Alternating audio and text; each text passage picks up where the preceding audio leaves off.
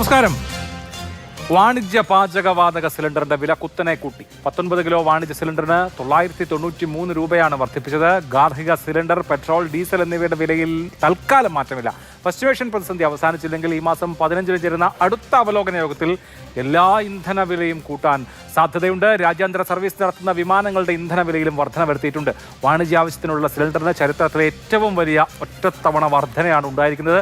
വാണിജ്യ സിലിണ്ടറിന് വില കൂട്ടിയതോടുകൂടി കേരളത്തിലെ ഹോട്ടൽ റെസ്റ്റോറൻറ്റ് വ്യവസായം വലിയ പ്രതിസന്ധിയിലാണ്. പുറത്തു നിന്ന് ഭക്ഷണം കഴിക്കുന്ന ആളുകൾ വലിയ വിലക്കയറ്റത്തെ നേരിടേണ്ടി വരും. ഇനി ഇന്ധന വില കൂടി വർദ്ധിച്ചാൽ അത് കുറെ കൂടി വലിയ ഒരു ക്രൈസിസിലേക്ക് നമ്മളെയൊക്കെ കൊണ്ടുപോവുകയാണ്. അല്ലെങ്കിൽ തന്നെ പശ്ചിമേഷ്യൻ യുദ്ധം നമ്മുടെ അടുക്കളകളെ, നമ്മുടെ വീട്ടകങ്ങളെ തന്നെ ബാധിച്ചു തുടങ്ങിയിരുന്നു. ഇത് കൂടുതൽ ദുഷ്കരമായ ജീവിത സാഹചര്യത്തിലേക്ക് കൊണ്ടുചെന്നെത്തിക്കുകയാണ്.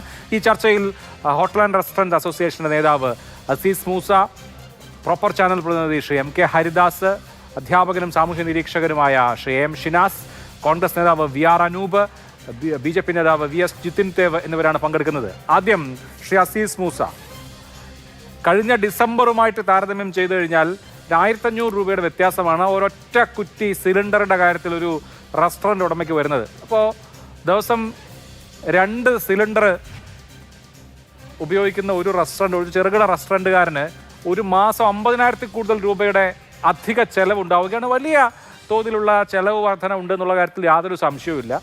അപ്പോൾ സ്വാഭാവികമായിട്ടും ചായ മുതൽ അങ്ങോട്ടുള്ള സകല കാര്യങ്ങളുടെയും വില വർദ്ധിപ്പിക്കേണ്ടതായ സാഹചര്യമാണ്. ഞാനിപ്പോൾ ഇവിടെ തൊട്ടടുത്തൊരു ചെറിയ കടയിൽ നിന്നാണ് കാപ്പി കുടിച്ചുകൊണ്ടിരുന്നത്. 15 രൂപയായിരുന്നു, അതിപ്പോൾ 20 രൂപയാക്കി കഴിഞ്ഞു. അതിപ്പോൾ 20 രൂപയാക്കിയിട്ട് 2-3 ദിവസമായി.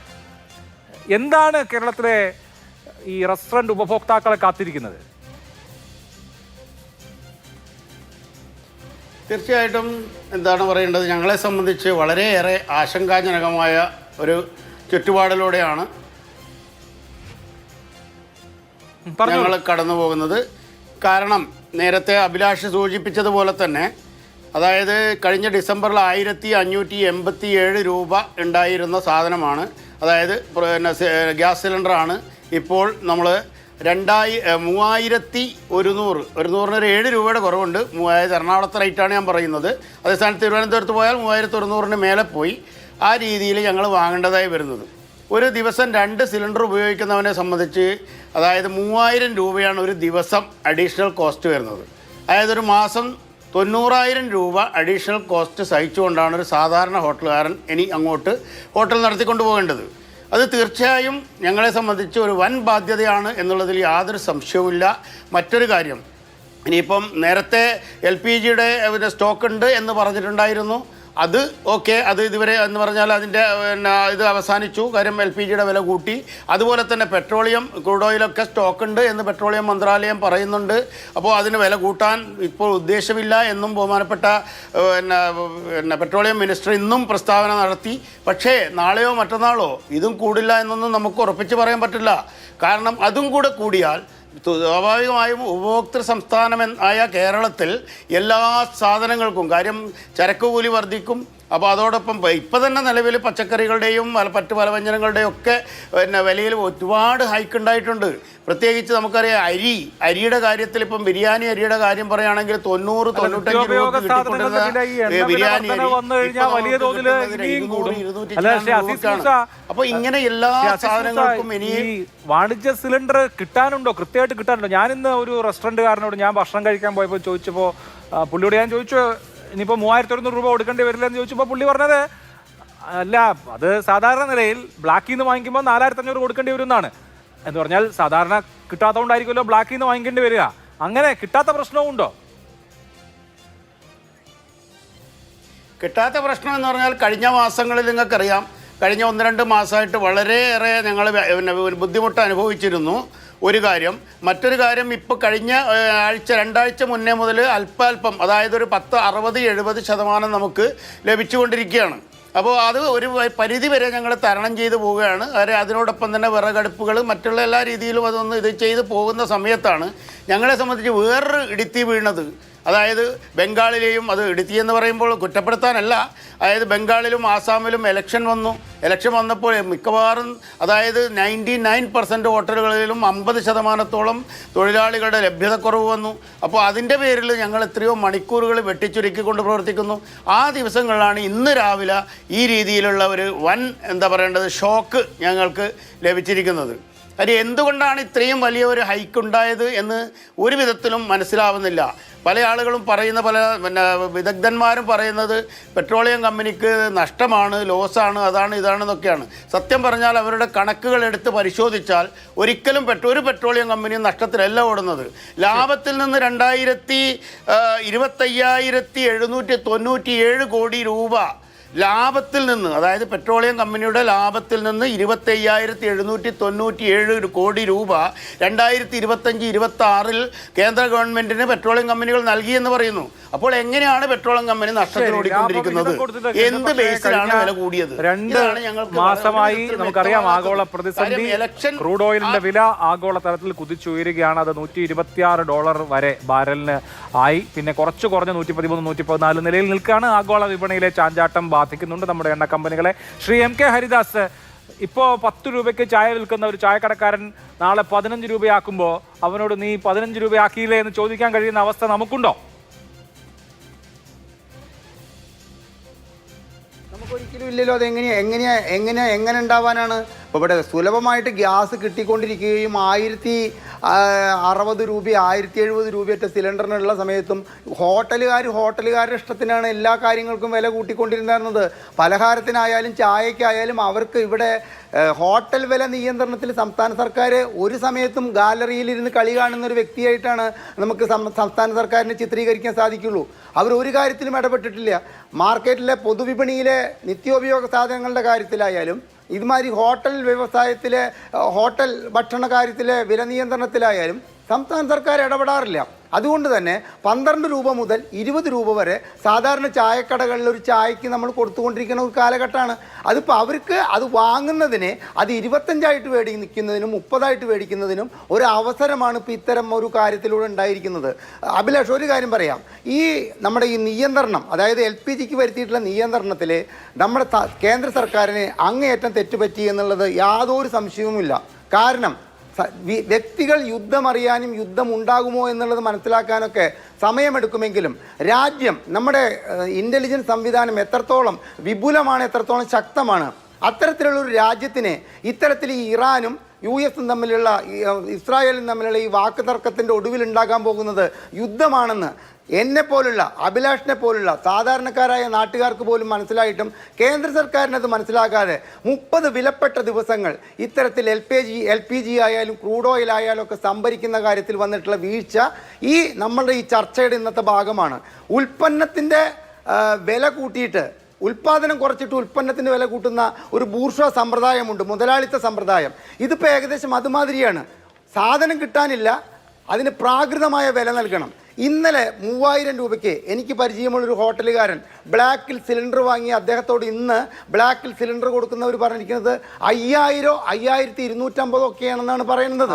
അപ്പം ഇത്തരം ഒരു സാഹചര്യത്തിന് എങ്ങനെയാണ് കേരളത്തിലെ 5.5 ലക്ഷം ഹോട്ടലുകാരും 40,000-ഓളം വരുന്ന ക്യാൻറ്റീൻ, അതുമാതിരി തന്നെ തട്ടുകടക്കാർ, ഇവിടുത്തെ മറ്റ് ഹോസ്റ്റലുകാരൊക്കെ കൈകാര്യം ചെയ്യാൻ പോകുന്നത് എന്നുള്ളത് അങ്ങേയറ്റം നമ്മൾ ചിന്തിക്കേണ്ട കാര്യമാണ്.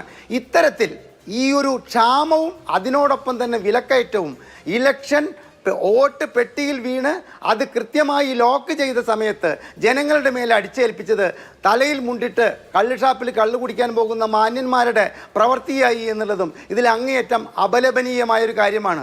മാന്യമായിട്ട് യുദ്ധം തുടങ്ങിയപ്പോൾ ആകാമായിരുന്നു ഒരു 100 200 അല്ലെങ്കിൽ ഇപ്പോൾ ഈ കൂട്ടിയിട്ടുള്ള 993 രൂപ എന്നുള്ളത് ഒരു 250 രൂപ വരെ കൂട്ടിയിട്ട് ഈ പ്രശ്നത്തിന് രമ്യമായൊരു പരിഹാരം കാണണമായിരുന്നു. പിന്നെ അഭിലാഷ് ഇവിടെ പറഞ്ഞു $126 അന്തർദേശീയ വിപണിയിലെ ക്രൂഡ് ഓയിലിന്, $147 അന്തർദേശീയ വിപണിയിൽ ക്രൂഡ് ഓയിലിന് വന്നിട്ടും പെട്രോളിന് 74 രൂപയും പെട്രോളിന് 69 രൂപയും ഡീസലിന് 74 രൂപയുമായി പിടിച്ചു നിർത്തിയ ഒരു പ്രധാനമന്ത്രി ഭരിച്ചിട്ടുള്ള രാജ്യമാണ് ഇന്ത്യ എന്നിരിക്കെ $126 അതുകൊണ്ട് പെട്രോൾ വില, ഡീസൽ വില, ഗ്യാസിൻ്റെ വിലയൊക്കെ കൂട്ടണമെന്ന് പറയുന്നത് അനാവശ്യമായ ഒരു ആർഗ്യുമെൻ്റ് ആയിട്ടാണ് എനിക്ക് തോന്നുന്നത്. ശരി, ശ്രീ ജിതിൻ ദേവ്, തെരഞ്ഞെടുപ്പ് കഴിഞ്ഞാൽ എണ്ണ വിലയിൽ, ഇന്ധന വിലയിൽ മാറ്റം ഉണ്ടാകും എന്ന് നേരത്തെ തന്നെ കേട്ടിരുന്നതാണ്. നമുക്കറിയാം പശ്ചിമേഷ്യൻ പ്രതിസന്ധി തുടങ്ങിയിട്ട് ഇപ്പോൾ 2 മാസമായി. അതിനിടയ്ക്ക് രാജ്യത്ത് തെരഞ്ഞെടുപ്പ് ഉണ്ടായിരുന്നതുകൊണ്ട് ഇന്ധന വില നിയന്ത്രിക്കാൻ കേന്ദ്ര സർക്കാരിന് അറിയാമായിരുന്നു. തെരഞ്ഞെടുപ്പ് കഴിഞ്ഞു, വാണിജ്യ സിലിണ്ടറിന്റെ വില കൂടി. ഇനിയിപ്പോൾ കൗണ്ടിംഗ് ഒക്കെ കഴിഞ്ഞ് അടുത്ത 15 ദിവസം കഴിഞ്ഞാൽ പെട്രോളിന്റെയും ഡീസലിന്റെയും ഗാർഹിക ആവശ്യത്തിനുള്ള സിലിണ്ടറിന്റെയും വില കൂടുമെന്നാണ് കേൾക്കുന്നത്. ഇതൊരു രാഷ്ട്രീയമായി തീരുമാനമെടുക്കാൻ കഴിയുന്ന സംവിധാനമാണല്ലോ. ഇവിടെ ശ്രീ എം കെ ഹരിദാസ് ചൂണ്ടിക്കാണിച്ചതുപോലെ മൻമോഹൻ സിംഗിന്റെ കാലത്ത് ക്രൂഡിന് $146 എന്ന ചരിത്രം അവിടെ നിൽക്കുകയും ചെയ്യുന്നുണ്ട്.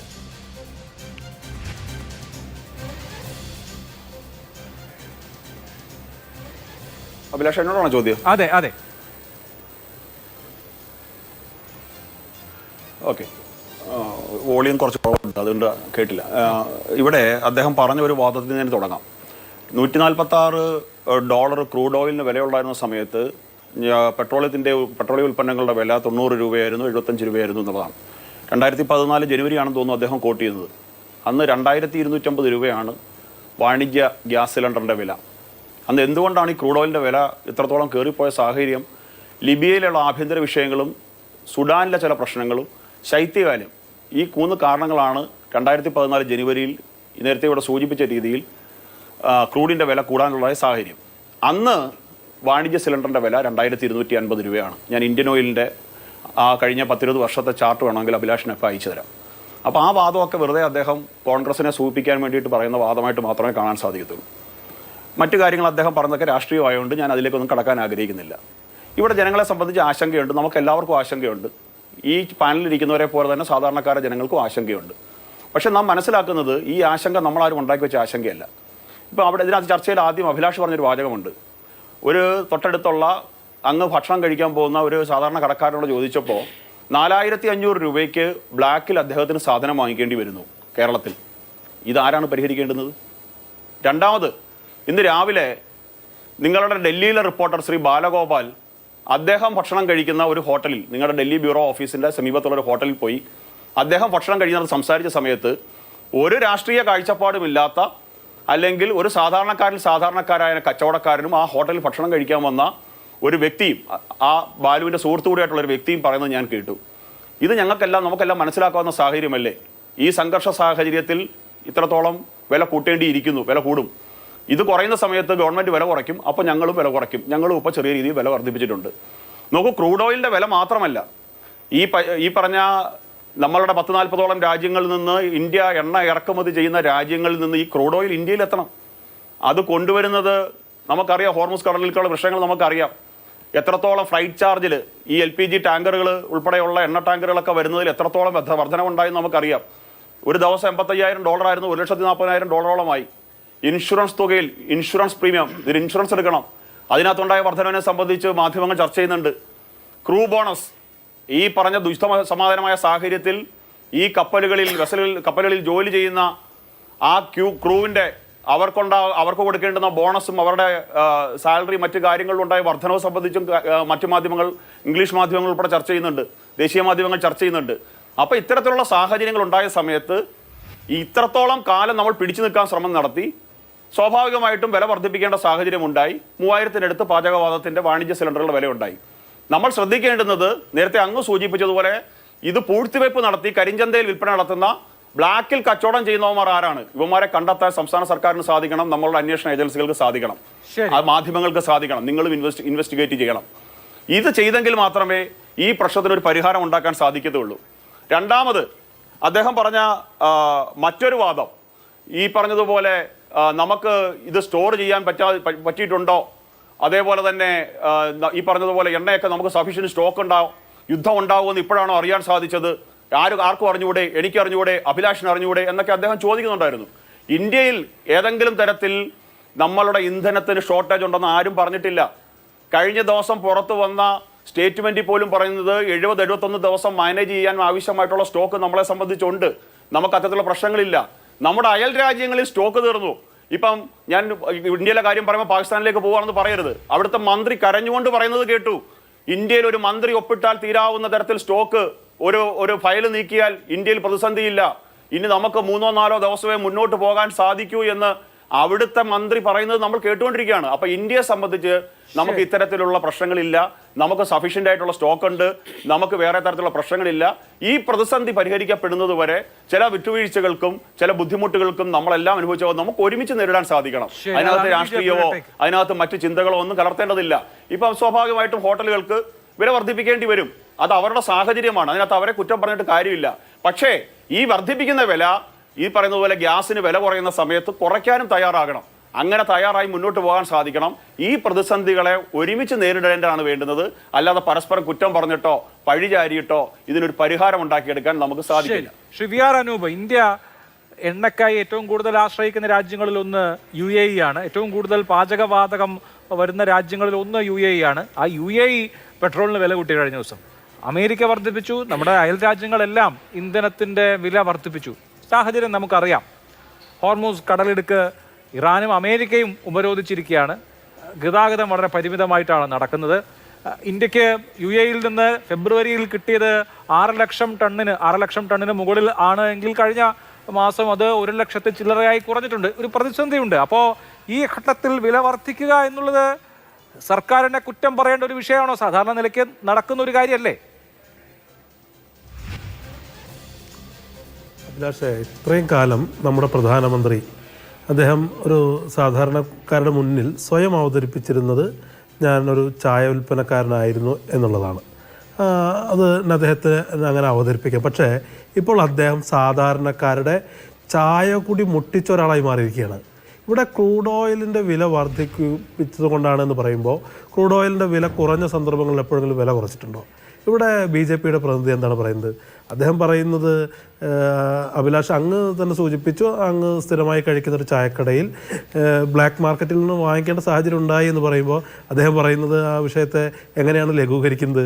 ബ്ലാക്ക് മാർക്കറ്റ് കരിഞ്ചന്ത ഇല്ലാതെ ആക്കണ്ടേ, അതിന് നോക്കണ്ടേ എന്നൊക്കെയാണ്. ഇവിടെ സാമ്പത്തിക ശാസ്ത്രത്തിലെ ഏറ്റവും ലളിതമായൊരു തത്വമുണ്ട്.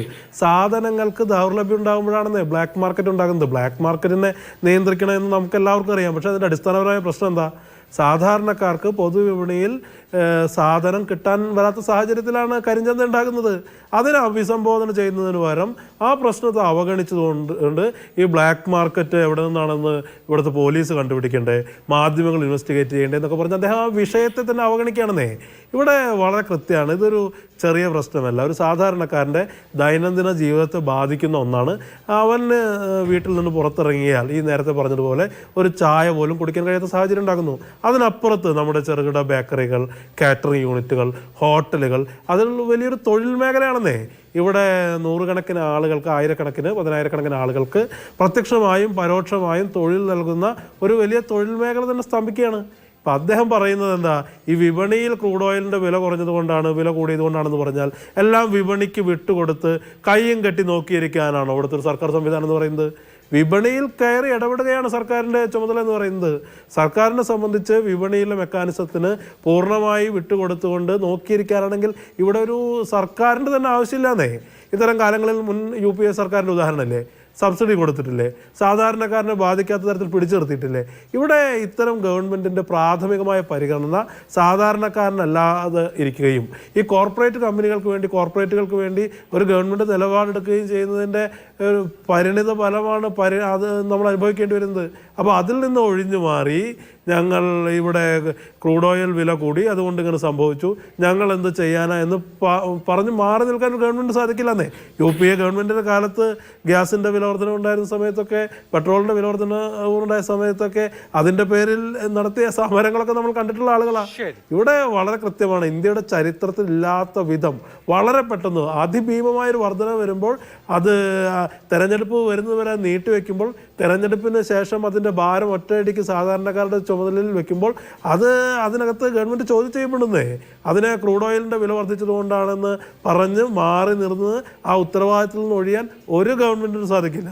ശരി, അതാണ് കോൺഗ്രസിന്റെ അക്കാര്യത്തിൽ അഭിപ്രായം. ഷിയാം ഷിനാസ്, ഈ പ്രശ്നം സമീപഭാവിയിൽ പരിഹരിക്കപ്പെടാനുള്ള സാധ്യതയുണ്ടോ? ഇപ്പോൾ നമുക്കറിയാം അമേരിക്ക ഇറാൻ യുദ്ധം അടിയന്തരമായി അവസാനിപ്പിക്കാനുള്ള ഒരു സാധ്യതയുമില്ല. ഇന്നലെ മുജ്തബ ഖമനൈ പറഞ്ഞ കാര്യം കേട്ടതാണ്, ഡൊണാൾഡ് ട്രംപ് പറഞ്ഞ കാര്യവും കേട്ടതാണ്. രണ്ടുപേരും അവരവരുടെ നിലപാടുകളിൽ ഉറച്ചു നിൽക്കുകയാണ്. ഒരു വശത്ത് എന്ത് പാരലായി ചെയ്യാൻ കഴിയും? ഇന്നലെ വന്ന ഒരു കാര്യം, ഫുജൈറ വഴി ഹോർമൂസിനെ ഡിപ്പെൻഡ് ചെയ്യാത്ത വിധത്തിൽ യു എയിൽ നിന്ന് ഇപ്പോൾ ഒപ്പക്കിൽ നിന്ന് പുറത്തായി കഴിഞ്ഞു. അപ്പോൾ യു എയിൽ നിന്ന് ഇന്ധനം എത്തിക്കാൻ ഉള്ള ശ്രമം ഇന്ത്യ നടത്തും.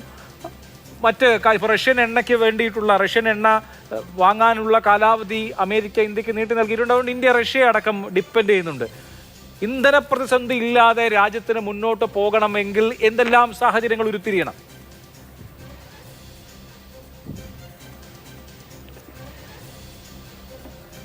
ഇതിൽ ഒരുപാട് ചോദ്യങ്ങളുണ്ട്, ഒരൊറ്റ ചോദ്യമല്ല. മുസ്തഫ കംനയി ഇന്ന് പത്രങ്ങളിൽ വന്ന പ്രസ്താവന വായിച്ചപ്പോൾ ഞാൻ ഓർത്തത് വിയറ്റ്നാം യുദ്ധകാലത്ത് ഹോച്ചിമിൻ പറഞ്ഞ ഒരു പ്രസിദ്ധമായ വാക്യമാണ്. അദ്ദേഹം അമേരിക്കയോട് പറഞ്ഞത്, നിങ്ങൾ ഞങ്ങളുടെ 10 പേരെ കൊന്നാലും ഞങ്ങൾ നിങ്ങളുടെ ഒരാളെ മാത്രം കൊന്നാലും അവസാനം വിജയം ഞങ്ങളുടേതായിരിക്കും. അത് ആ സഹനശക്തി, ദീർഘകാലം പോരാടാനുള്ള മനോവീര്യം, ശത്രുവിൻ്റെ മനോവീര്യം കെടുത്തി ഇതിനെ ഒരു വാർ ഓഫ് അട്രിഷൻ ആക്കി മാറ്റാനുള്ള ഒരു പ്രാപ്തി അദ്ദേഹം കാണുന്നു എന്നാണ് എനിക്ക് തോന്നിയത്. അപ്പോൾ ഇവിടെ ഇപ്പോൾ ഈ പ്രകൃതിവാതകവും എണ്ണയെയും കുറിച്ചാണ് പ്രധാനമായും ചർച്ച ചെയ്തത് എന്ന് ഞാൻ മനസ്സിലാക്കുന്നു. എനിക്ക് വേറെ ചില കാര്യങ്ങൾ പറയാനുണ്ട്.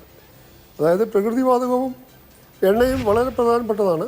അതേസമയം ഈ ഗൾഫ് രാജ്യങ്ങൾ എന്ന് പറയുന്നത് വാസ്തവത്തിൽ മറ്റൊരു തരത്തിൽ ഇൻഡസ്ട്രിയൽ ജയൻസാണ്, വ്യാവസായിക ഭീമന്മാരാണ്.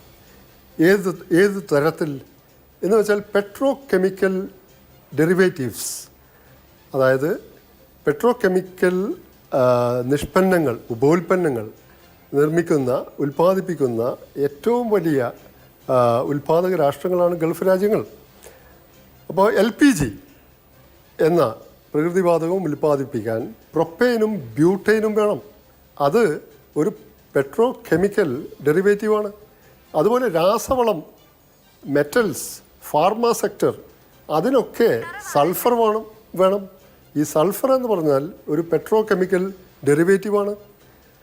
അതുപോലെ തന്നെ ചില സ്പെഷ്യലൈസ്ഡ് പ്ലാസ്റ്റിക് നിർമ്മിക്കാൻ ഈ പെട്രോ കെമിക്കൽ ഉപോൽപ്പന്നങ്ങൾ വേണം. അതുപോലെ തന്നെ ഹീലിയം കടന്നു വരുന്നത് പ്രധാനമായിട്ടും ഹോർമുസ് വഴിയാണ്. അപ്പോൾ ഹീലിയം വേണ്ടത്ര ലഭ്യമല്ലെങ്കിൽ സെമി കണ്ടക്ടർ നിർമ്മാണം സ്തംഭനാവസ്ഥയിലാവും. അതോടൊപ്പം തന്നെ MRI machines, magnetic resonance imaging, അത് ഹീലിയം റീഫിൽ ചെയ്തില്ലെങ്കിൽ പ്രവർത്തിക്കില്ല. ഇങ്ങനെ ഈ എണ്ണയുടെയും ഗ്യാസിൻ്റെയും കാര്യമല്ലാതെ ഇന്ത്യയെ ബാധിക്കുന്ന ഇപ്പോൾ ഫെർട്ടിലൈസേഴ്സ്, രാസവളത്തിൻ്റെ കാര്യമെടുക്കാം. ഇപ്പോൾ രാസവള നിർമ്മാണത്തിന് ഈ പെട്രോ കെമിക്കൽ ഡെറിവേറ്റീവായിട്ടുള്ള സൾഫർ അനിവാര്യമാണ്. അപ്പോൾ ഈ രാസവള ലഭ്യത കുറഞ്ഞതുകൊണ്ട് ഇന്ത്യ ഖാരിഫ് വിള ഇവിടെ കാര്യത്തിൽ ഒരു ചെറിയതല്ല കാര്യമായ പ്രതിസന്ധി ഉണ്ടാവുന്നുണ്ട് ഇന്ത്യക്ക്.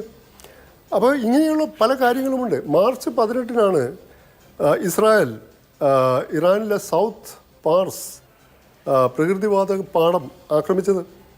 അതിന് മറുപടിയായി ഇറാൻ പല ഗൾഫ് രാജ്യങ്ങളുടെയും ഈ ഊർജ അല്ലെങ്കിൽ പ്രകൃതിവാതക എണ്ണ ഉൽപ്പാദന കേന്ദ്രങ്ങളെയും പ്രത്യേകിച്ച് ഖത്തറിലെ റാസ് ലഫാൻ ഇൻഡസ്ട്രിയൽ സിറ്റി, അതാണ് ലോകത്തെ ഏറ്റവും അധികം LNG ഉൽപ്പാദിപ്പിക്കുന്ന കേന്ദ്രം.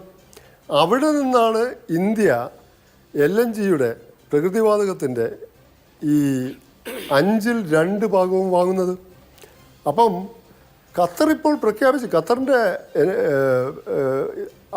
ആ ഒരു പ്ലാന്റിൻ്റെ ഖത്തർ എനർജി CEO ആയ അദ്ദേഹം പറഞ്ഞിരിക്കുന്നത് ഈ ഉണ്ടായ നാശനഷ്ടങ്ങൾ അതിവിപുലമാണ്. അത് പെട്ടെന്നൊന്നും പരിഹരിക്കാൻ പറ്റില്ല. അത് അത് അറ്റകുറ്റപ്പണി നടത്തി പൂർവ്വ നിലയിലാക്കാൻ 3 വർഷം മുതൽ 5 വർഷം വരെ മിനിമം എടുത്തേക്കാം.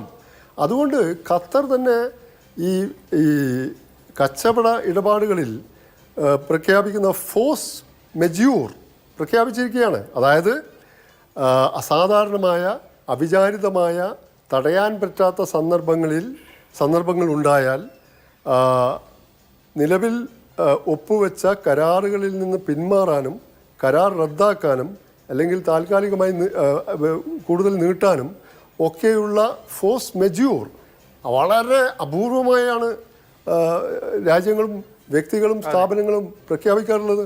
അത്തരം ഒരു അവസ്ഥയുണ്ട്.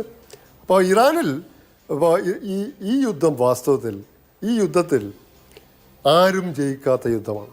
ഇറാനും ഇസ്രായേലും അമേരിക്കയും ഉൾപ്പെട്ട യുദ്ധമാണെങ്കിൽ കൂടി ലോകരാജ്യങ്ങളെ മൊത്തം കുലുക്കി മറിച്ചു ഈ യുദ്ധം. കാരണം എന്താണെന്ന് വെച്ചാൽ ഈ ഇൻഡസ്ട്രീസ്, അതുപോലെ അഗ്രികൾച്ചർ,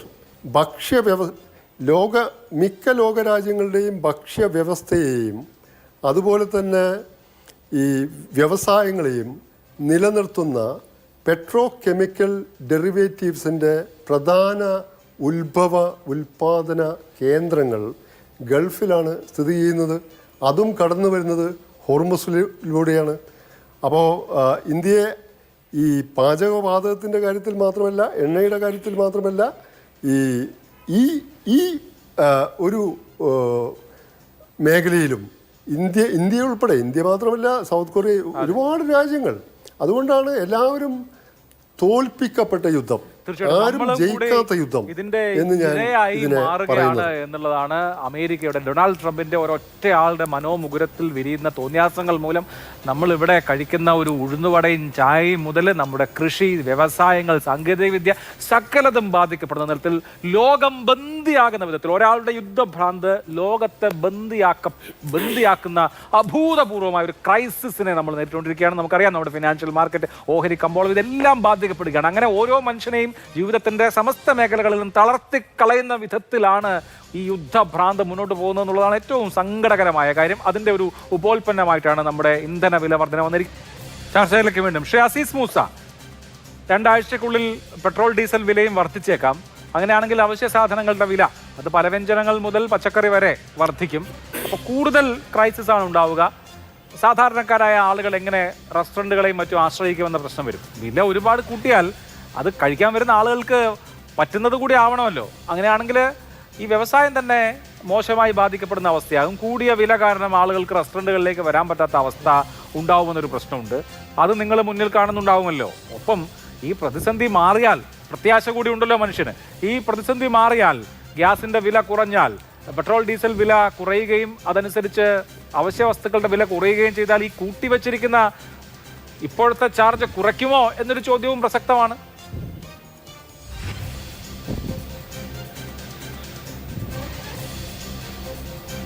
എന്നോടാണോ അഭിലാഷ്?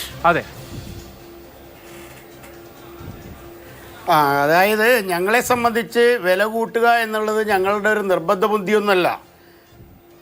കാരണം ഞങ്ങൾ പരമാവധി ക്ഷമിച്ച് ലാഭം കുറഞ്ഞാലും കച്ചവടം മുന്നോട്ട് പോകണം എന്നാഗ്രഹിക്കുന്ന ഒരു വിഭാഗമാണ്. കാരണം നേരത്തെ അഭിലാഷ് ചോദിച്ച അതേ ചോദ്യം ഞങ്ങളുടെ മനസ്സിലും ഇങ്ങനെ ഉരുണ്ട് കളിക്കുന്നുണ്ട്. കാരണം ഞങ്ങളിത് കൂടുതൽ വില കൂട്ടിയാൽ ഞങ്ങളിലേക്ക് കസ്റ്റമേഴ്സ് വരുമോ? അതൊരു സംശയമാണ് തീർച്ചയായിട്ടും. കാരണം അതേ സ്ഥാനത്ത് നിങ്ങളൊരു കാര്യം മനസ്സിലാക്കേണ്ടത്, 1587 രൂപയിൽ നിന്ന് 2092 രൂപയിലെത്തി ഗ്യാസ്. ഞങ്ങളൊരിക്കലും ആരോടും പരാതിപ്പെട്ടിട്ടില്ല. നേരത്തെ നമ്മുടെ BJPയുടെ പ്രതിനിധി പറഞ്ഞതുപോലെയാണെങ്കിൽ ഞങ്ങൾ ആ സമയത്തൊന്നും വില കൂടിയതിനെക്കുറിച്ചോ, കാരണം ഞങ്ങളും ഉദ്ദേശിച്ചത് ഇത് തന്നെയാണ്. കാര്യം ഒരു ക്രൈസിസ് നടക്കുകയാണ്, അതായത് പശ്ചിമേഷ്യയിലുള്ള വലിയൊരു പ്രശ്നം നടക്കുകയാണ്. തീർച്ചയായിട്ടും ഇതിനൊരു അന്ത്യമുണ്ടാവും. അതല്ലെങ്കിൽ ഇത്രയല്ലേ വർദ്ധിച്ചുള്ളൂ, അത് ഞങ്ങൾ എങ്ങനെയെങ്കിലും സഹിച്ച് മുന്നോട്ട് പോകാം എന്നുള്ള രീതിയിൽ തന്നെയാണ് പോയത്. പക്ഷേ ഇന്നത്തെ ഈ വർധനവ് എന്ന് പറയുമ്പോൾ 1000 രൂപ വീണ്ടും വർദ്ധിക്കുക എന്ന് പറഞ്ഞാൽ ഞങ്ങളെ സംബന്ധിച്ച് വല്ലാത്തൊരു വിഷമമുള്ള കാര്യമാണ്. പിന്നെ അഭിലാഷ് പറഞ്ഞതുപോലെ തന്നെ വരും ദിവസങ്ങളിൽ മറ്റുള്ള പലവ്യഞ്ജനങ്ങളുടെയും പച്ചക്കറികളുടെയും മറ്റുള്ള എല്ലാ സാധനങ്ങളുടെയും വില വർദ്ധിക്കും എന്നുള്ള കാര്യത്തിൽ ഒരു സംശയവുമില്ല. പെട്രോളിൻ്റെ ഡീസലിൻ്റെ വില വർദ്ധിക്കുകയാണെങ്കിൽ, അപ്പോൾ അങ്ങനെയുള്ളൊരു ഘട്ടം വരുമ്പോൾ ഞങ്ങൾക്കിത് വില കൂട്ടാതിരിക്കാൻ പറ്റില്ലല്ലോ. പിന്നെ അഭിലാഷ് ചോദിച്ച മറ്റൊരു സംശയം, വില കൂടിയപ്പോൾ നിങ്ങൾ കൂട്ടി, വില കുറച്ചാൽ നിങ്ങൾ കുറക്കുമോ? ഞങ്ങളങ്ങനെ പല സന്ദർഭങ്ങളിലും ചെയ്തിട്ടുണ്ട്. കാര്യം കോഴിയുടെ വില വല്ലാതെ അമിതമായി വർദ്ധിച്ചപ്പോൾ, അതായത് 1 കിലോ ലൈവ് കോഴിക്ക് 200 രൂപയുടെ അടുത്തായ 195 രൂപയൊക്കെ ആയ ഒരു കാലഘട്ടം ഉണ്ടായിരുന്നു. അന്ന് കൂടിയ കൂട്ടിയ പല ഹോട്ടലുകളും വില വീണ്ടും നോർമലൈസ് ചെയ്തിട്ടുണ്ട്. അത് തീർച്ചയായിട്ടും ഞങ്ങളിന്ന് പ്രതീക്ഷിക്കാം. കാരണം ഇതൊരു സേവന മേഖലയാണ്. ഞങ്ങളൊരിക്കലും ലാഭം മാത്രം പ്രതീക്ഷിച്ച് ചെയ്യുന്നൊരു കച്ചവടമല്ല. നേരത്തെ നമ്മുടെ ഹരിദാസ് സാർ പറഞ്ഞതുപോലെ ഇതൊരു കാരണമാക്കി എടുത്ത് കൂട്ടാനുള്ള ഒരു വെപ്രാളം ഞങ്ങൾക്കില്ല. കാരണം മറ്റൊന്നുമല്ല, ഞങ്ങളെപ്പോഴും ഇതൊരു സർവീസ് മേഖലയാണ്. നമ്മളെ ആശ്രയിച്ച് ജീവിക്കുന്ന ഒത്തിരി കുടുംബങ്ങളുണ്ട്. അതുപോലെ തന്നെ ഞങ്ങളുടെ കസ്റ്റമേഴ്സ് എന്ന് പറഞ്ഞാൽ ഞങ്ങൾ വളരെയേറെ ഏറ്റവും കൂടുതൽ കസ്റ്റമേഴ്സുമായി ഡയറക്റ്റ് ബന്ധപ്പെടുന്ന ഒരു വിഭാഗമാണ് ഈ ഹോട്ടലുകളൊക്കെ. സൂപ്പർ മാർക്കറ്റിൽ നിങ്ങൾ പോകുന്നു, വല്ല സാധനം എടുത്ത് പോകുന്നു, ഏത് കസ്റ്റമറാണ് വന്നത്, ആരാണ് കൊണ്ടുപോയത് എന്ന് പോലും അവിടുത്തെ ഓരോരോ ഓണർമാർക്കും അറിയില്ല. പക്ഷേ ഹോട്ടലുകാരനെന്ന് പറഞ്ഞാൽ ഇപ്പം അഭിലാഷ് തന്നെ നേരത്തെ സൂചിപ്പിച്ചു, ഒരു ഹോട്ടലിൽ പോയി ചായ കുടിക്കുമ്പോൾ അപ്പോൾ അഭിലാഷിന് ആ ഹോട്ടൽ ഉടമ അല്ലെങ്കിൽ ആ തട്ടുകട ഉടമ അല്ലെങ്കിൽ ആരെങ്കിലും ആയിക്കോട്ടെ, എക്സ് ഓർ വൈ, അവർ അഭിലാഷിനെ മനസ്സിലാക്കിയിട്ടുണ്ട്. കാര്യം ഞങ്ങളെന്ന് പറഞ്ഞാൽ എപ്പോഴും ഞങ്ങൾ കസ്റ്റമറുമായിട്ട് വളരെ അടുത്ത് നിൽക്കുന്ന ഒരു ആളുകളാണ്. അപ്പോൾ അമിതമായി വില വർദ്ധിപ്പിച്ച് അവരെയും കൂടി ബുദ്ധിമുട്ടിക്കുക എന്നുള്ളത് ഞങ്ങളൊരു അജണ്ടയല്ല. ഞങ്ങളെ സംബന്ധിച്ച് ഞങ്ങൾ ഈ വിഭാഗത്തിന് ജീവിച്ചു പോകണം. ജീവിക്കണമെങ്കിൽ അതിനെന്തെങ്കിലും ഒരു മാർഗം കണ്ടെത്തിയേ മതിയാവൂ. കാര്യം ഈ വിലവർദ്ധനവിനെ അതിജീവിക്കാൻ ഞങ്ങൾക്ക് വില കൂട്ടിയേ മതിയാവൂ എന്നുള്ളൊരു ഘട്ടം വന്നതുകൊണ്ടാണ് ഞങ്ങൾ ഈ രീതിയിൽ ഇപ്പോൾ 6-ാം തീയതി ഞങ്ങൾ സമരം പ്രഖ്യാപിച്ചിട്ടുണ്ട്. 6-ാം തീയതി കേരളം ഒട്ടുക്കും കടകൾ അടച്ചുകൊണ്ട് ഞങ്ങൾ കടയടപ്പ് സമരവും അതോടൊപ്പം തന്നെ പെട്രോളിയം കോർപ്പറേറ്റ് കമ്പനികളിലേക്കുള്ള ഒരു മാർച്ച്, ധർണ ഇതൊക്കെ ഞങ്ങൾ ആസൂത്രണം ഇന്നത്തെ സംസ്ഥാന കമ്മിറ്റി ചെയ്തിട്ടുണ്ട്. ഞങ്ങൾക്കൊരു വിനീതമായ അഭ്യർത്ഥനയാണ്. കാരണം ഇത് പെട്രോളിയം മന്ത്രാലയത്തെ കള്ളക്കണക്ക് പറഞ്ഞ് എനിക്ക് തോന്നുന്നു ഇത് ഫലിപ്പിക്കുന്നത് ഈ എണ്ണ കമ്പനികളാണ്. എണ്ണ കമ്പനികളുടെ ധൂർത്തിനെക്കുറിച്ച് എപ്പോഴെങ്കിലും ഈ പറഞ്ഞ പെട്രോളിയം മന്ത്രാലയം വളരെ വിധമായിട്ട് അന്വേഷിച്ചിട്ടുണ്ടോ എന്ന് പോലും സംശയമാണ്. കാര്യം കഴിഞ്ഞ ഈ 2025-26 അഡ്വർടൈസ്മെൻറ്റിന് മാത്രം പെട്രോളിയം കമ്പനികൾ ചെലവഴിച്ച സംഖ്യ അഭിലാഷിന് അറിയുമെന്നറിയില്ല, ഗൂഗിളിൽ അടിച്ചാൽ മനസ്സിലാവും. 1200 കോടി മുതൽ 1300 കോടി രൂപ വരെ പരസ്യത്തിന് വേണ്ടി മാത്രം പെട്രോളിയം കമ്പനികൾ ഉപയോഗിച്ചു. കാര്യം ശരിക്കും പറഞ്ഞാൽ ഒന്ന് ചിന്തിച്ച് നോക്കുക, പെട്രോളിയം കമ്പനികൾക്ക് എന്തിനാണ് പരസ്യം? കാര്യം പെട്രോൾ അടിക്കേണ്ടവൻ ഇന്ത്യൻ ഓയിലെന്നോ മറ്റേ ഭാരത് പെട്രോളിയെന്നോ എവിടെയെങ്കിലും പോയി പെട്രോൾ അടിക്കും. പെട്രോൾ അടിക്കേണ്ടവൻ എന്തായാലും കടലിൽ പോയി വെള്ളം അടിക്കില്ലല്ലോ വണ്ടിക്കകത്ത്. അപ്പോൾ പെട്രോളിയം കമ്പനികൾക്ക് LPGയുടെ ഇതൊക്കെ എന്തിനാണ് പരസ്യം? ഇത്രയും കോടികൾ പരസ്യത്തിന് വേണ്ടി ചെലവഴിക്കുമ്പോൾ അതൊരു ജസ്റ്റ് എന്താ പറയണ്ടേ, ഇങ്ങനെയുള്ള അവസരങ്ങളിൽ അതിൻ്റെ ഒരു സബ്സിഡി ആയിട്ടോ അതല്ലെങ്കിൽ ഇത്രയും വർദ്ധിപ്പിക്കാതെ ഏതെങ്കിലും രീതിയിൽ അതിന് ചെയ്യുന്നുണ്ട്. ഇന്നത്തെ തന്നെ ഈ വർധനവ് ഞങ്ങൾ നേരത്തെ മുൻകൂട്ടി കണ്ടതാണ്, വർദ്ധിക്കും എന്നുള്ള കാര്യം. ഇലക്ഷൻ അതായത് വോട്ട് പെട്ടികളിലായാൽ ഉടനെ തന്നെ പിറ്റത്തെ ദിവസം വർദ്ധിക്കും എന്ന് ഞങ്ങൾ ആദ്യമേ കണക്കാക്കിയതാണ്. പക്ഷേ ഇത്രയും വലിയൊരു ഹൈക്ക് സ്വപ്നത്തിൽ പോലും ഞങ്ങൾ ആരും കരുതിയിട്ടില്ല. കാര്യം 100, 200, 250 രൂപ വർദ്ധിക്കും. അത് ഞങ്ങൾ ചിലപ്പോൾ മാനേജ് ചെയ്ത് പോകും. ഇരുട്ടടിയാണ്, അതിൽ സംശയമൊന്നുമില്ല. ശ്രീ MK ഹരിദാസ്, ഈ ഹോട്ടലിലെ ആഹാര സാധനങ്ങളുടെ വില നിലവാരം ക്രമീകരിക്കൽ തുടങ്ങിയ കാര്യങ്ങളിലൊക്കെ ചർച്ച ഉണ്ടായിട്ടുണ്ട്. നോക്കൂ, ഇവിടുത്തെ പക്ഷേ പ്രശ്നം എന്ന് പറയുന്നത് ഒറ്റയടിക്ക് 1000 രൂപയ്ക്ക് അടുത്ത് കൂട്ടുക എന്ന് പറഞ്ഞാൽ അത് താങ്ങാവുന്ന ഒരു കാര്യമല്ലല്ലോ. ഹോട്ടൽ എല്ലാവരും വലിയ ലക്ഷറി ഹോട്ടലുകൾ നടത്തുന്നവരല്ല, ചെറിയ റെസ്റ്റോറൻറ്റുകളുണ്ട്, തട്ടുകടകളുണ്ട്. ഒരു വ്യവസായമാണ്. വ്യവസായം മാത്രമല്ല, ഒരു തൊഴിൽ മേഖല കൂടിയാണ്. എത്ര പേർക്കാണ് നമ്മുടെ നാട്ടിലും അന്യനാട്ടുകാരുമായിട്ടുള്ള എത്രയോ ആളുകൾക്കാണ് തൊഴിൽ കൊടുക്കുന്നത്. ഒരു തൊഴിൽ മേഖല കൂടിയാണ്. ബാച്ചിലേഴ്സ് ആയിട്ടുള്ള വീട്ടിൽ വെക്കാൻ കഴിയാത്ത ആളുകൾ എങ്ങനെയായാലും ഹോട്ടലുകളെ അല്ലെങ്കിൽ റെസ്റ്റോറൻറ്റുകളെ ഡിപ്പെൻഡ് ചെയ്തിട്ട് ഭക്ഷണം കഴിക്കേണ്ട അങ്ങനെ കുറേ ആളുകളുണ്ട്. അപ്പോൾ ഇത് ഒരു പ്രതിസന്ധി പരമാവധി ഒഴിവാക്കുക എന്നുള്ള നിലയിലല്ലേ പരിഹരിക്കാൻ പറ്റൂ?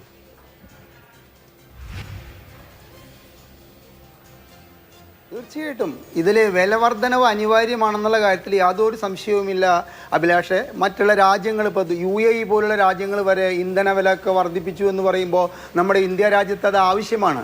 പക്ഷേ എനിക്കിവിടെ BJP പ്രതിനിധി ഹരിദാസ് പറഞ്ഞതൊക്കെ രാഷ്ട്രീയമാണ്, കോൺഗ്രസിനെ സുഖിപ്പിക്കാനാണ്. 2014 412 രൂപ ഡൊമസ്റ്റിക് LPG ഒരു സിലിണ്ടറിന് ഉണ്ടായിരുന്ന സമയത്ത് 25 രൂപ മൻമോഹൻ സിംഗ് സർക്കാർ കൂട്ടി. അന്ന് ഗുജറാത്ത് മുഖ്യമന്ത്രിയായിരുന്ന ഇന്നത്തെ പ്രധാനമന്ത്രി 2 കൈയും കൂപ്പിയിട്ട് അങ്ങ് യൂട്യൂബിൽ അടിക്കണം. 2 കൈയും കൂപ്പിയിട്ട് മൻമോഹൻ സിംഗിനോടായിട്ടൊരു അപേക്ഷയുണ്ട്. ദയവ് ചെയ്ത് അങ്ങ് പാചകവാതകത്തിൻ്റെ വില കൂട്ടരുത്. മാനവരാശി നിലനിൽക്കണമെങ്കിൽ ഭക്ഷണം കഴിക്കണം. അതിനാവശ്യമായ LPGയുടെ വില വർദ്ധിപ്പിക്കാതിരിക്കാൻ അങ്ങയോട് ഞാൻ താണുകയാണ് അപേക്ഷിക്കുന്നു എന്ന് പറഞ്ഞത് രാഷ്ട്രീയമാണോ? ഏതെങ്കിലും രാഷ്ട്രീയ പാർട്ടിയെ സുഖിപ്പിക്കാനാണോ? ജന്തർ മന്ദറിലെ സുഷമ സ്വരാജിൻ്റെ നേതൃത്വത്തിലെ അടുപ്പ് കൂട്ടിയിട്ട്, എന്തുകൊണ്ട് അടുപ്പ് കൂട്ടിയിട്ട്? ഗ്യാസ് സിലിണ്ടർ കൊണ്ട് പ്രതീകാത്മകമായി 3 ഗ്യാസ് സിലിണ്ടർ വെച്ച് അടുപ്പ് കൂട്ടിയിട്ട് തീ കത്തിച്ചുകൊണ്ട് ഈ 25 രൂപ കൂട്ടിയതിനെതിരെ പ്രതിഷേധിച്ചത് ഇന്ന് 890 രൂപ ഒരു ഡൊമസ്റ്റിക് സിലിണ്ടറിന് കൊടുക്കേണ്ടി വന്ന ഇന്ത്യക്കാരുടെ സ്ഥിതിവിശേഷത്തിലേക്കാണ് ഞാൻ താങ്കളുടെ ശ്രദ്ധ കൊണ്ടുപോകുന്നത്. അപ്പോൾ ആ 890 രൂപയാക്കിയതിന് നിങ്ങളുടെ വിശദീകരണം എന്താ? ഉജ്ജ്വൽ യോജന പ്രകാരം ഞങ്ങൾ 12.25 ലക്ഷത്തിനോ 25 ലക്ഷത്തിനോ പാവപ്പെട്ടവർക്ക് സൗജന്യമായിട്ട് ഞങ്ങൾ സിലിണ്ടർ കൊടുത്തു. ആ കൊടുത്ത സിലിണ്ടറിലെ 50% സ്ക്രാപ്പ് കടയിൽ കൊണ്ടുപോയിട്ട് വിൽക്കേണ്ട അവസ്ഥയിലേക്ക് ആ കൊടുത്തവർക്ക് ചെയ്യേണ്ട ഒരു ഗതികേടിലേക്ക് അവരെ കൊണ്ടുചെന്നെത്തിച്ചു ഈ ഇന്ധന വില വർധനവ്. ബാക്കി അത്തരത്തിൽ സിലിണ്ടർ കിട്ടിയതിൽ ഏകദേശം 75% ആൾക്കാരും ആ സിലിണ്ടർ അവർ കച്ചടയിടുന്ന സ്ഥലത്ത് കൂട്ടിവെച്ചിരിക്കുകയാണ്. നോർത്ത് ഇന്ത്യയിൽ നിന്ന് വരുന്ന റിപ്പോർട്ടുകളാണ്. ഇവിടെ കേരളത്തിൽ കിട്ടിയവർ കൃത്യമായിട്ട് ഉപയോഗിക്കേണ്ടായിരിക്കാം. പക്ഷേ നോർത്ത് ഇന്ത്യയിലെ ഈ ഉജ്ജ്വൽ യോജന പ്രകാരം കൊടുത്തിട്ടുള്ള സിലിണ്ടറുകളിലെ 10% പോലും ഉപയോഗിക്കുന്നില്ല. അതിൻ്റെ പേരും പറഞ്ഞിട്ട് നിങ്ങളിപ്പോൾ 890 രൂപയാണ് ഞങ്ങളിൽ നിന്ന് വാങ്ങുന്നത്. 2014 ആ സാധനത്തിൻ്റെ വില 437 രൂപയായിരുന്നു. അന്ന് പ്രധാനമന്ത്രിയോട് അപേക്ഷിച്ച അതേ മുഖ്യമന്ത്രി ഇന്ന് പ്രധാനമന്ത്രിയായിരിക്കുമ്പോൾ ഞങ്ങൾക്ക് ഇത്തരത്തിൽ ഹോട്ടൽ വാണിജ്യ സിലിണ്ടറിനെ 993 രൂപ വർദ്ധിപ്പിച്ചതിനെ ന്യായീകരിക്കാൻ ഒരു നിലയ്ക്ക് സാധിക്കില്ല. അതിന് എന്ത് രാഷ്ട്രീയക്കാരനായാലും എന്ത് രാഷ്ട്രീയ പക്ഷപാതിത്വം ഞാൻ പറയുകയാണെങ്കിലും ഇന്ന് എന്നെ കുറ്റപ്പെടുത്തിയാലും എനിക്ക് കുഴപ്പമില്ല. അഭിലാഷ് ഒരു കാര്യം മനസ്സിലാക്കണം, LPG ഉപയോഗിക്കുന്നവൻ ഉപയോക്താവാണ്, ഉപഭോക്താവല്ല. ഉപയോഗിക്കാതിരിക്കാൻ തരമില്ലാത്തവനാരോ അവനെയാണ് നമ്മൾ ഉപയോക്താവ്. ആ ഉപയോക്താവിനോട് കേന്ദ്ര സർക്കാർ കാണിക്കേണ്ട ഒരു സാമാന്യ മര്യാദയുണ്ട്. അത് ഡൊമസ്റ്റിക് സിലിണ്ടർ ഈ 890 രൂപയിൽ എത്തിച്ചതായാലും ഇപ്പോൾ 3106 മുതൽ 3113 വരെയൊക്കെ ഈ മറ്റേ കമേഴ്സ്യൽ സിലിണ്ടറിൻ്റെ വില കൂട്ടിയതായാലും ന്യായീകരിക്കാൻ പറ്റില്ല. ഇനി ഇന്ധന വില കൂട്ടട്ടെ, ഒരു മിനിറ്റും കൂടി എനിക്ക് തരണം. ഇന്ധന വില കൂട്ടട്ടെ. കാരണം എന്താ കണ്ടീഷൻ? പെട്രോൾ ക്രൂഡ് ഓയിലിൻ്റെ അന്തർദേശീയ മാർക്കറ്റിലെ വില കൂടുന്നതിന് അനുസരിച്ചിട്ട് ഓയിൽ കമ്പനികൾക്ക് വില കൂട്ടാം, കുറയുന്നതിനനുസരിച്ചിട്ട് കുറയ്ക്കണം. ഇപ്പോൾ $126 ആയെങ്കിൽ അഭിലാഷെ ഒരു കാര്യം മനസ്സിലാക്കുക, 3 മാസം മുമ്പ് യുദ്ധം തുടങ്ങും മുമ്പ് $60 $57 ഇവർ ന്യായ പൈസ കുറച്ചിട്ടില്ല. അപ്പോൾ കുറയ്ക്കേണ്ട കാര്യത്തിലെ ന്യായീകരണങ്ങൾ പലതുണ്ടെങ്കിലും കൂട്ടേണ്ട കാര്യത്തിൽ ഒരു ന്യായീകരണവുമില്ല. ഈ കൂട്ടലിനെ നമ്മൾ പൂർണ്ണമായും എതിർക്കുന്നത്. 29-ാം തീയതി ഇലക്ഷൻ കഴിഞ്ഞു, 30-ാം തീയതിയും 1-ാം തീയതിയുമായിട്ട് ഈ വിലവർദ്ധനം അടുപ്പിച്ചിരിക്കുമ്പോൾ ഇതാണ് അന്ധമായ രാഷ്ട്രീയം. ജനങ്ങളോട് എന്ത് ക്രൂരത കാട്ടിയാലും അവർ അത് സഹിക്കുമെന്ന ചിന്താഗതി. 10 വർഷത്തെ ഇടതുപക്ഷ ഭരണം കൊണ്ട് കേരളത്തിലെ വിലവർദ്ധനവ് പിടിച്ചു നിർത്താനാവാത്ത വിധത്തിൽ വർദ്ധിച്ചു. ഇവിടെ ബിരിയാണിയുടെ വില പറഞ്ഞു ഹോട്ടൽ അസോസിയേഷൻ്റെ വ്യക്തി. ബിരിയാണി അരി വിടൂ സാർ, ബിരിയാണി അരി വാങ്ങാതെ ജയ അരിയും ഇവിടുത്തെ സുരേഖ അരിയും വാങ്ങുന്നവർക്ക് ഈ ഉമ്മൻചാണ്ടി സർക്കാർ അധികാരത്തിൽ നിന്ന് പോയതിന് ശേഷം ഇതുവരേക്ക് കൊടുക്കേണ്ടി വന്നിട്ടുള്ളത് 22 രൂപയാണ് ഒരു കിലോയ്ക്ക് അധികം നൽകേണ്ടി വന്നിരിക്കുന്നത്. അത്തരം ഒരു സാഹചര്യം ഉപഭോക്തൃ സംസ്ഥാനം ആരെങ്കിലും പറഞ്ഞിട്ടുണ്ടോ അഭിലാഷേ? ഇവരോട് ഇത് ഉപഭോക്തൃ സംസ്ഥാനമായിട്ട് നിലനിർത്താൻ കേന്ദ്ര സർക്കാരിനോട് പറഞ്ഞിട്ടുണ്ടോ? കേരള സർക്കാരിനോട് പറഞ്ഞിട്ടുണ്ടോ? അത് മാറ്റിയെടുക്കാതെ കേരളം ഉപഭോക്തൃ സംസ്ഥാനമാണ്, കേരളം ഉപഭോക്തൃ സംസ്ഥാനമാണെന്നുള്ള പല്ലവി ഉരവിട്ടുകൊണ്ട് കേരളത്തിലെ ഈ വിലക്കയറ്റം പിടിച്ചു നിർത്താൻ സംസ്ഥാന സർക്കാരാവട്ടെ കേന്ദ്ര സർക്കാരാവട്ടെ ഒന്നും ചെയ്യില്ലെന്ന് മാത്രമല്ല, ഇത്തരത്തിലുള്ള വിലവർദ്ധനവ് പ്രത്യക്ഷത്തിൽ ബാധിക്കുക ഹോട്ടൽ ഭക്ഷണം കഴിച്ച് ജീവിക്കുന്ന ഇവിടുത്തെ വലിയൊരു ശതമാനം ജനങ്ങളെയാണ് എന്നുള്ള വിവേകം ഈ കേന്ദ്ര സർക്കാരിനുണ്ടായാൽ അത് നല്ലതാണെന്ന് മാത്രമേ പറയാനുള്ളൂ. ഓക്കെ, ഇവിടെ ശ്രീ ജിതിൻ ദേവ്, ഈ അന്താരാഷ്ട്ര വിപണിയിലെ വില വ്യത്യാസത്തിനനുസരിച്ച് സ്വാഭാവികമായി ഉണ്ടാവുന്ന വിലവർധനയാണെങ്കിൽ അതിന് ഇലക്ഷൻ ബാധകമല്ലല്ലോ. 5 സംസ്ഥാനങ്ങളിലെ തെരഞ്ഞെടുപ്പ് പൂർത്തിയാവാൻ കാത്തിരുന്ന് കൃത്യമായി തെരഞ്ഞെടുപ്പ് കഴിഞ്ഞ ഉടനെ ഇത്രയും വലിയ വിലവർധനവ് 100 രൂപയോ 150 രൂപയോ അല്ല, 993 രൂപയാണ് കൂട്ടിയത്. അത് കൃത്യമായ ഒരു പൊളിറ്റിക്കൽ ഡിസിഷൻ എടുക്കുന്നത് കൊണ്ടാണല്ലോ. അപ്പോൾ വിപണിയിലെ ഫ്ലക്ച്വേഷൻസ് അല്ല, പൊളിറ്റിക്കൽ തീരുമാനമാണ് ഇതിലെ പ്രധാനപ്പെട്ട കാര്യം. നാടിനോട് കരുതലുള്ള ഭരണാധികാരികൾക്ക് ആ രാഷ്ട്രീയ തീരുമാനമെടുത്ത് വില കൂട്ടാതെയും ഇരിക്കാം. പഴയ ചില സമരരംഗങ്ങളൊക്കെ ഇപ്പോഴും ഈ നാട്ടിലെ ജനങ്ങളുടെ മനസ്സിൽ നിന്ന് മാഞ്ഞു പോയിട്ടില്ല. LPG സിലിണ്ടർ എടുത്തുകൊണ്ട് സമരം ചെയ്യുന്ന ശോഭാ സുരേന്ദ്രനെയും സ്കൂട്ടർ ഉരുട്ടിക്കൊണ്ട് സമരം ചെയ്യുന്ന വി മുരളീധരനെയും ഒക്കെ നിങ്ങൾ ഈ നാട്ടിൽ നടത്തിയിട്ടുള്ള സമരമാണ്. നേരത്തെ നരേന്ദ്രമോദിയെ ശ്രീ MK ഹരിദാസ് ഉദാഹരിച്ചല്ലോ. എന്തിനാണ് ഈ നാട്ടിലൊരു സർക്കാർ എന്ന് സ്വാഭാവികമായിട്ടും പൗരന്മാർ ചോദിക്കും.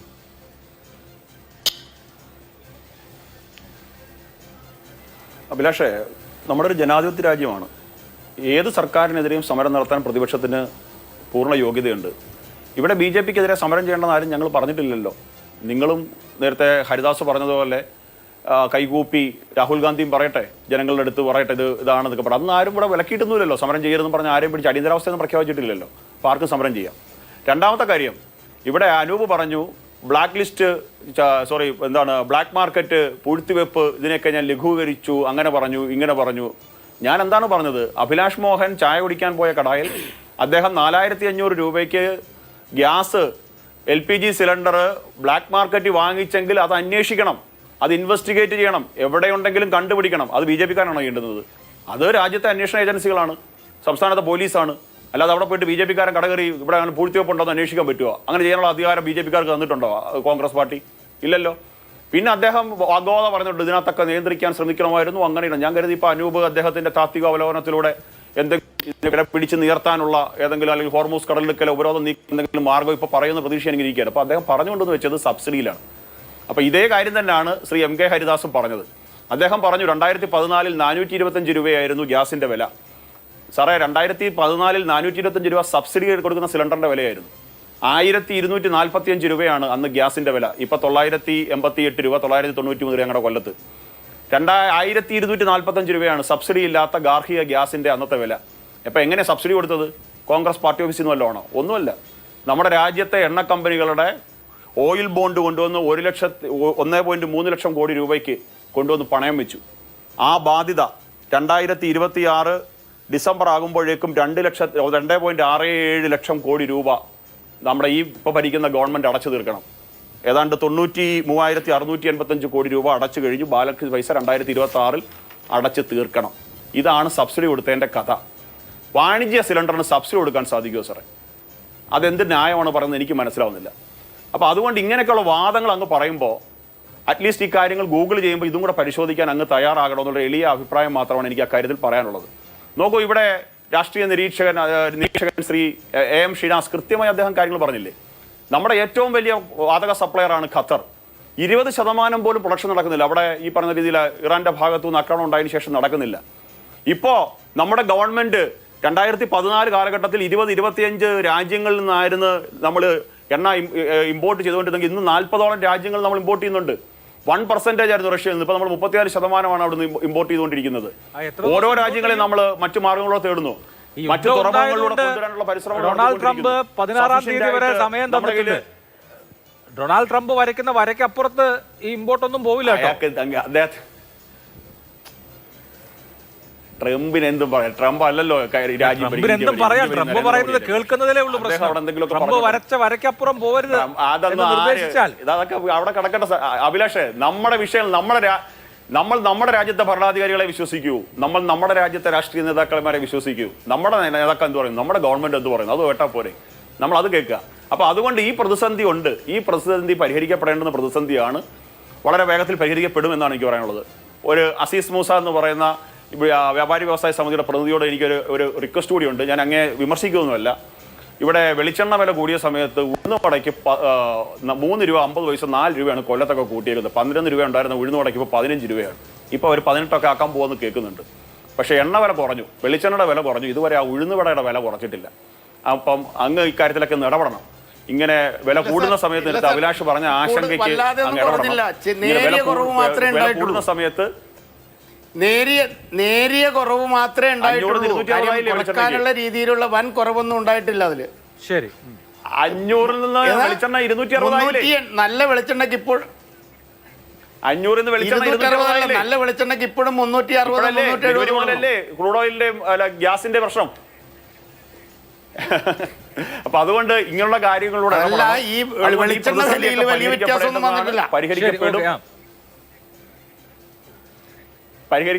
പരിഹരിക്കപ്പെടേണ്ടതാണ്, പരിഹരിക്കപ്പെടും എന്നുള്ളതാണ് നമ്മുടെയൊക്കെ പ്രതീക്ഷ. ആ പ്രതീക്ഷയെ തന്നെയാണ് നമ്മൾ മുമ്പോട്ട് പോയിക്കൊണ്ടിരിക്കുന്നത്. അഭിലാഷ്, ശരി. ശ്രീ VR അനൂപ്, ഇതാണ് സർക്കാരിന്റെ നിലപാട്. അതിനോടുള്ള ഈ രാജ്യത്തെ പ്രതിപക്ഷത്തിന്റെ മറുപടി എന്താണ്? ഇപ്പൊ ക്രൈസിസിൽ, ആഗോള ക്രൈസിസ് ഇതിപ്പോ ആദ്യമായിട്ട് വരുന്നൊന്നുമല്ല. ഈ ലോകത്ത് നടക്കുന്ന ആദ്യത്തെ യുദ്ധവുമല്ല ഇറാൻ അമേരിക്ക യുദ്ധം മുൻകാലങ്ങളിലും പ്രതിസന്ധികൾ ഉണ്ടായിട്ടുണ്ട്, സാമ്പത്തിക മാന്ദ്യം ഉണ്ടായിട്ടുണ്ട്, മറ്റു തരത്തിലുള്ള ബുദ്ധിമുട്ടുകൾ, ഇറക്കുമതിയെ സംബന്ധിക്കുന്ന ബുദ്ധിമുട്ടുകൾ ഉണ്ടായിട്ടുണ്ട്. അപ്പോൾ കേന്ദ്ര സർക്കാരിന് ഇതിലേറെ ചെയ്യാൻ കഴിയുമോ? എന്ത് തോന്നുന്നു? അഭിലാഷ്, BJPയുടെ പ്രതിനിധി അദ്ദേഹം തെറ്റിദ്ധരിച്ചതാണെന്ന് എനിക്ക് തോന്നുന്നില്ല. അദ്ദേഹം കരുതിക്കുട്ടി തെറ്റിദ്ധരിപ്പിക്കുകയാണ്. ഞാനെന്താ പറഞ്ഞത്? ഇപ്പോൾ ബ്ലാക്ക് മാർക്കറ്റ് കരിഞ്ചന്തയെ കണ്ടുപിടിക്കേണ്ടത് ഇവിടുത്തെ BJPക്കാരല്ല എന്ന് ആർക്കറിയാത്തത്? അദ്ദേഹം പറഞ്ഞു ഇവിടെ കരിഞ്ചന്തയുണ്ട്, ഉണ്ടെങ്കിൽ പോലീസ് കണ്ടുപിടിക്കട്ടെ, അല്ലെങ്കിൽ മാധ്യമങ്ങൾ ഇൻവെസ്റ്റിഗേറ്റ് ചെയ്യട്ടെ. അതിലൊന്ന് ആർക്കാണ് തർക്കമുള്ളതെന്നേ. പക്ഷേ എങ്ങനെയാണ് കരിഞ്ചന്ത ഉണ്ടാകുന്നത്? ഒരു വസ്തുവിന് ദൗർലഭ്യം ഉണ്ടാകുമ്പോഴാണ് കരിഞ്ചന്തയിൽ നിന്ന് സാധനങ്ങൾ, കമ്മോഡിറ്റീസ് മേടിക്കാൻ ആളുകൾ നിർബന്ധിതമാവുക എന്ന് പറയുന്നത് എക്കണോമിക്സിലെ സാമ്പത്തിക ശാസ്ത്രത്തിലെ അടിസ്ഥാന തത്വമല്ലേ? അപ്പോൾ ഇവിടെ സാധനങ്ങൾക്ക് ഈ പറയുന്ന ഗ്യാസ്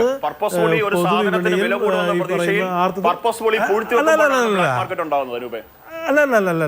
ഇപ്പം ഇവിടെ ഒരു വ്യാപാരി 1000 രൂപ കൊടുത്ത് ഒരു വ്യാപാരി കൂടുതൽ കൊടുത്ത് വാങ്ങിക്കണമെങ്കിൽ അദ്ദേഹത്തിന് അത് കിട്ടുന്നില്ലെന്നേ. ആ സംഭവത്തെ നിങ്ങൾ അഡ്രസ് ചെയ്യേണ്ടതിന് പകരം ബ്ലാക്ക് മാർക്കറ്റ് ഉണ്ടെങ്കിൽ പോലീസ് നോക്കട്ടെ, അല്ലെങ്കിൽ നിങ്ങൾ മാധ്യമങ്ങളെ ചുമതലേൽപ്പിച്ചോ, ആര് വേണമെങ്കിലും അന്വേഷിക്കട്ടെ. അതല്ലല്ലോ പ്രശ്നം. ഇവിടെ അല്ല, പൂഴ്ത്തിവെപ്പിന് ആരാണ്? പൂഴ്ത്തിവെപ്പ് തടയാനല്ല BJP എന്ന് ആർക്കറിയാത്തത്? പക്ഷെ പൂഴ്ത്തിവെക്കേണ്ട സാധാരണക്കാരന് അല്ലെങ്കിൽ അത് വാങ്ങിക്കുന്ന ആൾക്ക് കിട്ടാത്ത സാഹചര്യം ഉണ്ടായിരിക്കുന്നു. അതിനെ നിങ്ങൾ എന്തിനാണ് ചെറുതാക്കി കാണുന്നത്? അത് ആരുടെ പരാജയ? അത് അഡ്മിനിസ്ട്രേറ്റീവ് സിസ്റ്റത്തിന്റെ ഫെയിലിയർ ആണെന്നേ. ഈ പറയുന്ന സാധനങ്ങൾ കിട്ടാത്തൊരു അവസ്ഥ സാമ്പത്തികമായി നിലനിൽക്കുന്നു എന്ന് പറയുമ്പോൾ ഇവിടെ അത് സാധാരണക്കാരന് കിട്ടുന്നില്ല എന്ന് പറയുമ്പോൾ അതിനെ അഡ്രസ് ചെയ്യണ്ടേ? ഇപ്പോൾ നിങ്ങളെന്താ പറയുന്നത്? നിങ്ങളിപ്പോൾ പറയുന്നത് പറയുന്ന കാര്യങ്ങളെ അന്താരാഷ്ട്ര വിപണിയിൽ നടക്കുന്ന അല്ല, കേരളത്തിലെ സിസ്റ്റത്തിന് ഞങ്ങൾ എതിർക്കുന്നതാണല്ലോ, അതല്ലല്ലോ പ്രശ്നം. ഇവിടെ ഗ്യാസ് ഒരു ഹോട്ടൽ ഉടമയ്ക്ക് 1000 രൂപ കൂടുതൽ കൊടുത്ത് വാങ്ങിക്കേണ്ട സാഹചര്യം ഉണ്ടെങ്കിൽ അതിനെ അഡ്രസ് ചെയ്യണമെന്നാണ് പറഞ്ഞത്. ഇവിടെ കേരളത്തിലെ സിസ്റ്റത്തെ അനുകൂലിക്കേണ്ട ബാധ്യതയൊന്നും ഞങ്ങൾക്കില്ല. പക്ഷെ ഞങ്ങളെന്താ പറയുന്നത്? നിങ്ങളൊരു പരാജയമാണെന്ന് പറയുമ്പോൾ അത് അംഗീകരിക്കുന്നേ. ഇവിടുത്തെ സാധാരണക്കാരനായ ഒരു വ്യാപാരിക്ക് 1000 രൂപ അധിക വിലയ്ക്ക് അത് വാങ്ങിക്കേണ്ട സാഹചര്യം ഉണ്ടായിരിക്കുന്നു, സാധനങ്ങളുടെ ദൗർലഭ്യം ഉണ്ടായിരിക്കുന്നു. അതിനെ അഡ്രസ് ചെയ്യണ്ടേ? അത് പറയുമ്പോൾ ബ്ലാക്ക് മാർക്കറ്റ് ഞങ്ങളുടെ ചുമതലയാണെന്ന് പറഞ്ഞ് ഒരു ഭരിക്കുന്ന കക്ഷിയുടെ ആളതിൽ നിന്ന് ഒഴിഞ്ഞു മാറുകയാണോ? ഇത് വളരെ കൃത്യമാണ്. ഈ പറയുന്ന വർധനവൊക്കെ ഇന്ത്യയുടെ ചരിത്രത്തിൽ ഉണ്ടായിട്ടുണ്ട്. പക്ഷേ ഇത് ആനുപാതികമായ വർധനവല്ല, ഒറ്റ അടിക്ക്. അത് അന്താരാഷ്ട്ര വിപണിയിലാണ്. ഈ പറയുന്ന ഇലക്ഷൻ കഴിഞ്ഞതിന് ശേഷം നീട്ടിവെച്ച് ഒറ്റ അടിക്ക് സാധാരണക്കാരൻ്റെ മേലിൽ ഭാരം അടിച്ചേൽപ്പിച്ചിരിക്കുകയാണെന്നേ. ഞാൻ തുടക്കത്തിലേ പറഞ്ഞില്ലേ, നിങ്ങളുടെ പ്രധാനമന്ത്രി അല്ലെങ്കിൽ നമ്മുടെ പ്രധാനമന്ത്രി എന്താണ് അദ്ദേഹം അവകാശപ്പെട്ടിരുന്നത്? അദ്ദേഹം ഒരു സാധാരണക്കാരൻ്റെ പ്രതിനിധിയാണ്, ചായ വിൽപ്പനക്കാരനായിരുന്ന ആളാണെന്നാ. പക്ഷെ ഇവിടെ സാധാരണക്കാരൻ്റെ ചായ കുടി മുട്ടിച്ച ആളായി അദ്ദേഹം ചരിത്രത്തിൽ രേഖപ്പെടുത്തപ്പെടും എന്ന് സംശയമുള്ളത്? ഒരു സാധാരണക്കാരൻ വീട്ടിൽ നിന്ന് പുറത്തേക്ക് വന്നാൽ അവൻ്റെ പോക്കറ്റിലെ വരുമാനത്തിനനുസരിച്ച് അവന് ചായ കുടിക്കാൻ സാധിക്കാത്ത സ്ഥിതി ഈ രാജ്യത്ത് സംജാതമായിരിക്കുന്നു. ഒരു വലിയ മേഖല ഹോട്ടൽ വ്യവസായം എന്ന് പറയുന്നത് വലിയ വ്യവസായം തൊട്ട് ഏറ്റവും ചെറുകിട ആളുകൾ വരെ ഏർപ്പെടുന്ന ഒന്നല്ലേ? അവിടെ എത്രയോ തൊഴിലവസരങ്ങളുണ്ട്. അതിനൊക്കെ അഡ്രസ് ചെയ്യേണ്ടതിന് പകരം, അതിനൊക്കെ അഭിസംബോധന ചെയ്യേണ്ടതിന് പകരം നിങ്ങൾ അതിനെ ലഘൂകരിക്കുകയാണെന്നേ. ഈ പറയുന്ന ക്രൂഡ് ഓയിലിൻ്റെ വില കുറയുമ്പോൾ അതിനനുസരിച്ച് പുനഃക്രമീകരണം നടത്തുന്നുണ്ടോ? എന്താ നിങ്ങളുടെ പ്രയോറിറ്റി? നിങ്ങളുടെ പ്രയോറിറ്റി എന്ന് പറയുന്നത് സാധാരണക്കാരല്ല, കോർപ്പറേറ്റുകളാണ്. ഇത് ചോദ്യം ചെയ്യപ്പെടും, അതിനൊരു വിമർശനം ഉയരും. പക്ഷെ അതിൽ നിന്ന് ഒളിച്ചോടുകയല്ല, അതിനെ അഡ്രസ് ചെയ്യാൻ, അതിന് ഉത്തരം പറയാൻ നിങ്ങൾ ബാധ്യസ്ഥമാണ്. ശരി, ഓക്കെ. എനിക്കൊരു ഇടവേള വേണം. ഇടവേളയ്ക്ക് ശേഷം നമുക്ക് ഇതിന്റെ മറ്റ് ആംഗിൾസ് ചർച്ച ചെയ്യാം. ചർച്ച അവസാന ഘട്ടത്തിലാണ്. ശ്രീ AM ഷിനാസ്, ഈ പ്രതിസന്ധി എങ്ങനെ പരിഹരിക്കും? അതൊരു ആഗോള ആവശ്യമാണല്ലോ. ഇന്ത്യയെ പോലെ തന്നെ ചൈനയുടെ ആവശ്യമാണ്, മറ്റ് രാഷ്ട്രങ്ങളുടെ ആവശ്യമാണ്, ഗൾഫ് രാഷ്ട്രങ്ങളുടെ ആവശ്യമാണ്, എല്ലാ രാഷ്ട്രങ്ങളുടെയും ആവശ്യമാണ്. പക്ഷേ ഈ വിഷയം പരിഹരിക്കപ്പെടാനുള്ള സാധ്യത തെളിയുന്നുമില്ല. ലോകത്തെ ആകെ തന്നെ ഞെരുക്കാൻ, ഒരു സാമ്പത്തിക മാന്ദ്യത്തിലേക്ക് നയിക്കാൻ കാർഷിക പ്രശ്നം, ഭക്ഷ്യ പ്രശ്നം, ഇന്ധന പ്രശ്നം, ഇതൊക്കെ ഉണ്ടാക്കാൻ ഇടയാക്കുന്ന ഒരു ക്രൈസിസ് നീളുകയാണ് 2 മാസം പിന്നിട്ടിട്ടും. താങ്കൾ ഇതിൽ ടണലിന്റെ അറ്റത്തെങ്കിലും ഒരു പ്രകാശം, ഇത് പരിഹരിക്കപ്പെടാനുള്ള എന്തെങ്കിലും സൂചന കാണുന്നുണ്ടോ?